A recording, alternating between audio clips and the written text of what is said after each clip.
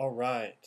So, book report. This is the book that I did, J.W. Marriott Jr. Without Reservations.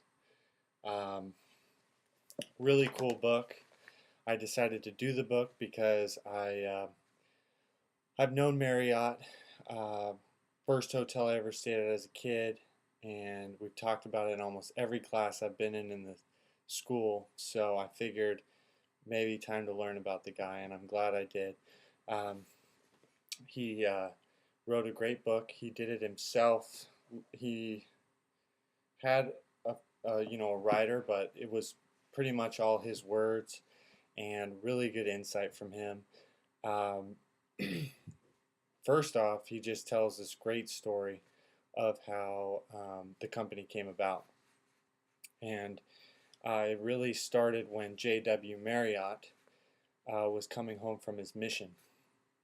He was in Washington, D.C., and he took a drive across the country back to Utah, where he's from. But when he was in Washington, D.C., he realized that there was it was really hot. And, sorry, he realized it was really hot. And then when he got back to Utah, he hadn't been there for 2 years, and he saw these A&W root beer shops. And the lines were out the door. And he was like, man, these lines are out the door. It's not even really hot. Washington, D.C. is sticky and hot, the whole thing. So I need to open one of these up in Washington, D.C. He just kind of had the idea right there. And as it turned out, he and his wife they decided we're going to do it. And they convinced A&W to let them be the first store east of the Mississippi. So they got married and they took their honeymoon and drove across country to Washington, D.C. and opened up an A&W root beer stand. And that's pretty much how the legacy started of them getting in business. And what happened was in the winter it gets cold in Washington, D.C. So um, J.W. Marriott's wife decided, hey, let's add, hot food, chili, and hot drinks and the whole thing. So they ended up turning their A&W root beer stand into these things called hot shops. And these hot shops were the classic 1950s type of deal that you would see in like Back to the Future.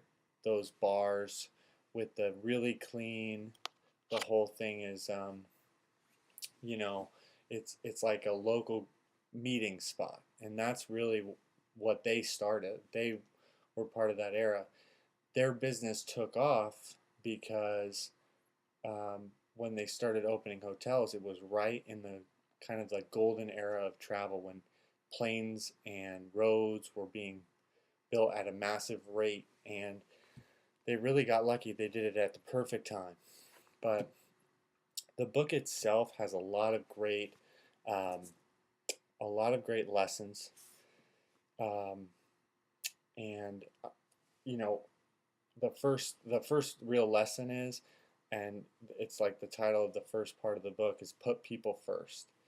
And there's some great stories about how he really just how his caring has created the employees caring to the customer.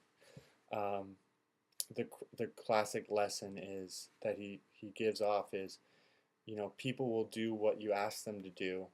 They'll listen to you. They'll buy into a leader as long as they know that that person cares. Uh, if they know that they care, if they genuinely care, people are happy to do things for people. People are happy to work for people. So there's great stories. He is the kind of guy who goes in to a um, to one of his hotels and he goes straight to the laundry room. He goes straight to housekeeping, straight to the back of the kitchen, and he finds out what's going on. He wants to know people's name. He wants to know how they feel. He connects with the line, and he demands that his managers connect with the line as well and know people. So he's all about paying it forward, appreciating people. He's all about listening. He wants to really find out about, what's going on, and he's all about, if I care about them, they're going to care about the customer. So there's like two really cool stories.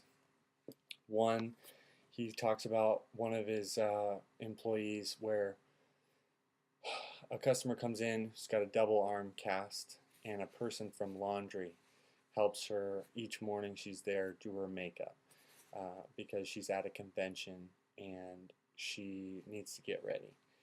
And there's another great story about a person who comes in and their suits missing.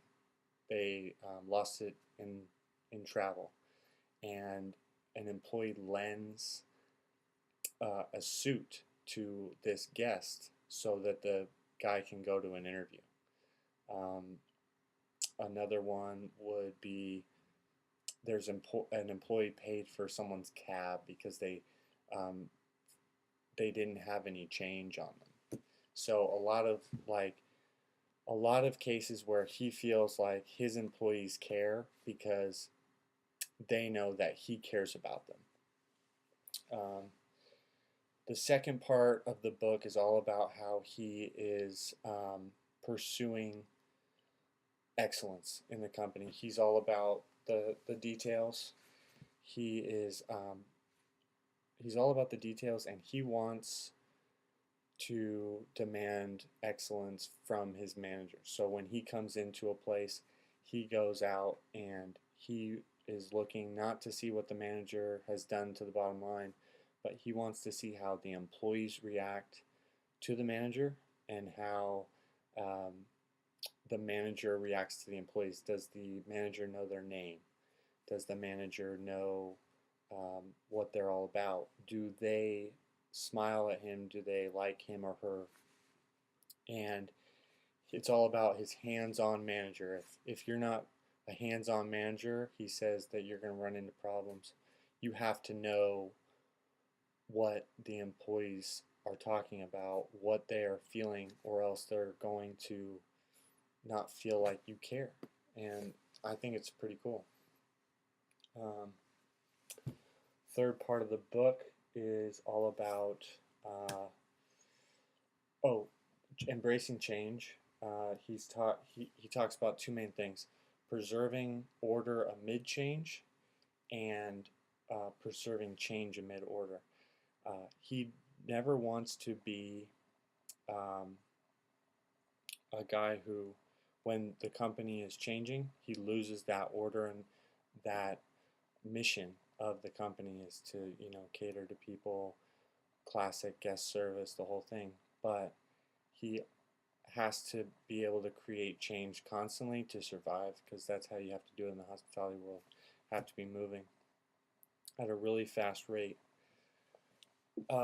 Toward the end of the book, he starts talking about acting with integrity, checking the ego aside. Talks about when in the 90s people were all cocky and thought that they were just going to gain, gain, gain. And he even admitted, he just said, well, hey, we're gaining. I'm going to join in on the party. And then boom, the real estate depression of the 90s hit, and they were screwed for a while. So checking the ego, never gloating, and always feeling like you are one step ahead of the game. And last thing that they really talk about is serving the world, not not random acts of kindness, doing things intentionally to help give back. It's not about it. He says a quote. It's we make a living by what we get in life. We make a living by what we make a living by what we get. We make a life by what we give. And I actually wrote that down. It's a phenomenal quote. So, great book.